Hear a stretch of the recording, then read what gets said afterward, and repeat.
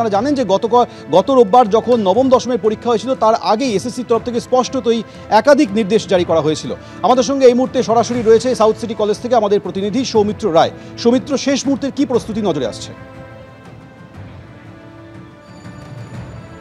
সোমেন, দেখো, নবম দশমের যখন পরীক্ষা হয়েছিল তখন এসএসসির তরফে একগুচ্ছ নির্দেশিকা ছিল। ঠিক তেমনই আগামীকাল একাদশ দ্বাদশ শ্রেণীর শিক্ষক নিয়োগের যে পরীক্ষা হবে সেই একগুচ্ছ নির্দেশিকা রয়েছে। এই মুহূর্তে আমি রয়েছি দক্ষিণ কলকাতার সাউথ সিটি কলেজে।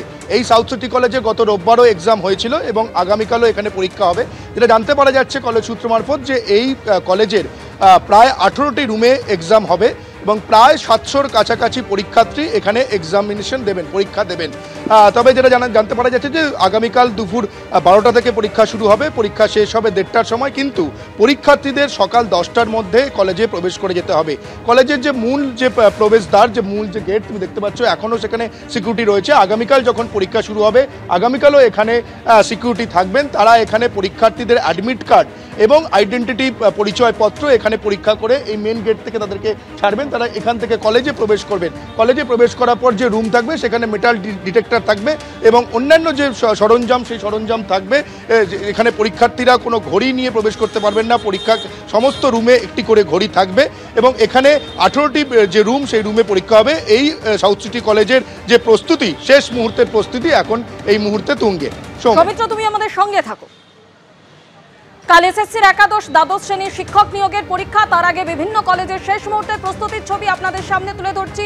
বোলপুর কলেজ থেকে সরাসরি আমাদের প্রতিনিধি ভাস্কর মুখোপাধ্যায় আমাদের সঙ্গে রয়েছেন। ভাস্কর, রাত পোহালেই পরীক্ষা, তার আগে শেষ মুহূর্তের প্রস্তুতির ছবি কি দেখতে পাচ্ছ?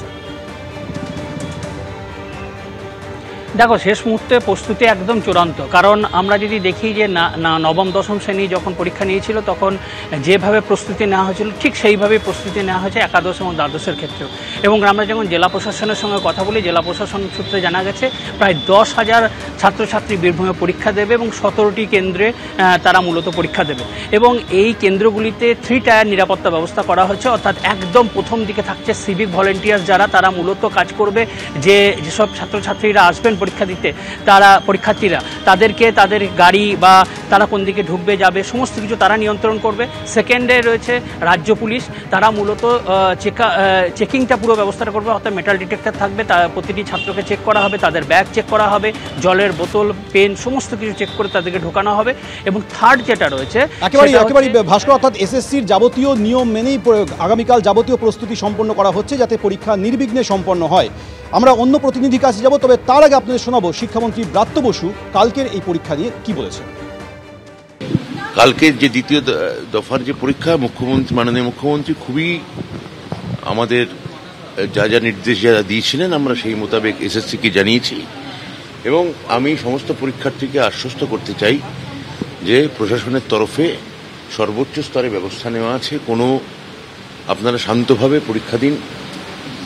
এটায় আমার মনে হয় যে আমাদের দিক থেকে, দপ্তরের দিক থেকে তো বটেই, মাননীয় মুখ্যমন্ত্রী সর্বোচ্চ স্তর থেকে এবং এসএসসি এ ব্যাপারে নির্ভুল এবং অভ্রান্তভাবে প্রস্তুতি তারা নিয়েছে।